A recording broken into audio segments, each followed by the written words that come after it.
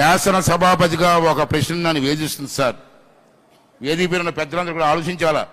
ఏంటి ఆ వేదన అంటే, మన అందరం సంరక్షకులైన లోక్సభ స్పీకర్ గారి సమక్షంలో నా బాధను వ్యక్తం చేయవలసిన అవసరం ఉంది.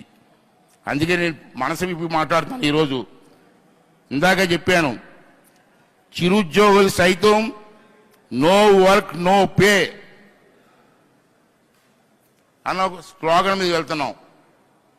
కానీ మేము ఎమ్మెల్యేలకి అది వర్తించదా? మన ఎమ్మెల్యేలు శాసనసభకు కూడా రావట్లే. ప్రజలు ఎన్నుకొని మా సమస్యలు పరిష్కారం చేయండి మహాప్రభు అని చెప్పి మనకు ఓట్లేస్తే అసెంబ్లీకి రారండి? రారా? ఎక్కడో బయట మాట్లాడే బదులు అసెంబ్లీలో మీరు మాట్లాడవచ్చు కదా.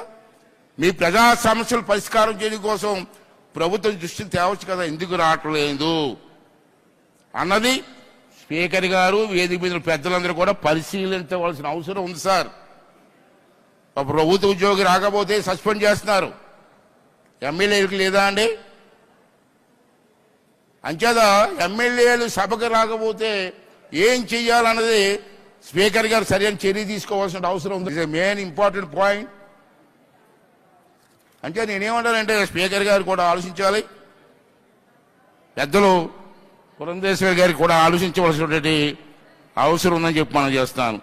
అదేవిధంగా నియమ నిబంధనలు ఉన్నా లేకపోయినా మనం ప్రభుత్వ ఉద్యోగుల కంటే ఉన్న ప్రణామాలతో నడుచుకోవాలి.